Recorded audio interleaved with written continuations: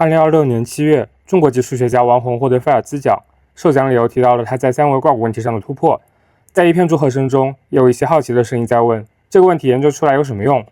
这里是篱笆墙外，虽然这只是一个讲植物的频道，对数学完全是外行，但看到很多主播介绍了挂骨问题在医学成像、通信雷达等等领域的前景，今天也不妨让我畅想一下挂骨问题和植物学的关系，以及在农业和林业上的应用展望。先简单复述一下挂骨猜想。挂骨不是指悬挂的骨碎，它来自日本数学家挂骨宗一的姓氏。他在1917年提出了一个问题，后来有一个形象的比喻：一位上厕所的武士要把武士刀挥舞1周来抵挡偷袭，这把刀扫过的最小面积是多少？数学家们接力尝试压缩这个面积，其中德国数学家奥斯卡佩隆把三角形分割成无数个小三角形，并高度重叠，挤压起来像无数根支架，构造出一棵面积趋于0的佩隆树。这个树枝的集合就叫做挂骨集。挂骨猜想说的是，这棵树在 n 维空间中，它的豪斯多夫维度一定等于 n。王宏和扎尔证明了3维空间中的情形。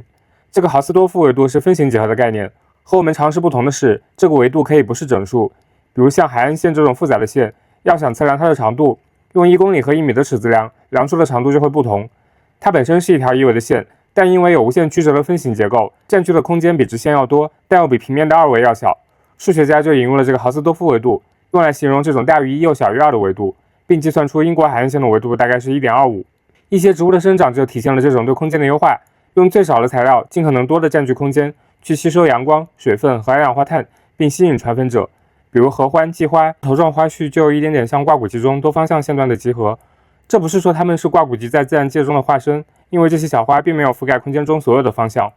只是说如果借助挂骨猜想框架来分析这些植物的形态，说不定就可以研究它们的方向分布、维数特征和空间成本。如果你觉得这些研究还比较抽象，那这种用更少的资源覆盖更多方向的思想，在工程上也可以有很多节省成本的应用。除了之前提到的雷达和通信可以用于天气预测，农业生产中还有很多地方可以用挂骨问题的研究成果来优化省钱。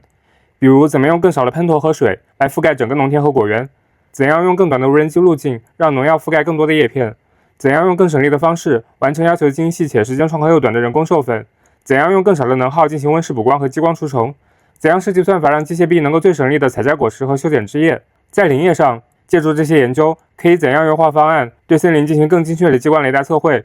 如何提高阳光的利用率，在单一的人工林下种植更多的灌木和草本，怎样用更少的传感器监测更大面积中的森林病虫害，甚至在森林防火中，是不是也可以探索怎样用更少的隔离带提高阻断火情的效率。当然，这些可能的应用都还只是遐想。王宏和扎尔把研究对象从1维线段提升为3维空间中有粗细的 delta 细管，并将它们切割为更细小的颗粒或小板，最终精确地证明了3维的挂骨猜想。这个证明不能直接用来指导生产，但提供了更深层的数学理论工具，可以帮助我们理解这种多方向覆盖的结构到底有多复杂，需要多少空间，如何进行优化。从证明到实际的落地，仍然需要研究者们吸收几何理论，建立更接近极限的数学模型，得出新的计算方法，进一步优化工程算法，再一步步应用到实际的系统，使未来的智能农业设备，包括无人机、机器人、激光系统、补光系统、森林遥感等等，有可能从基于经验的设计走向接近数学最优的设计。到那时，高深的数学原理说不定就能来到田间，帮助农业和林业的工作者省力、省水、省农药、防火、防虫、防灾害。需要指出的是，很多伟大的数学理论在诞生之初只是为了追求逻辑和美感，甚至被当时的学界认为毫无现实用处。非欧几何中抽象的弯曲空间在60多年后才在广义相对论中出现，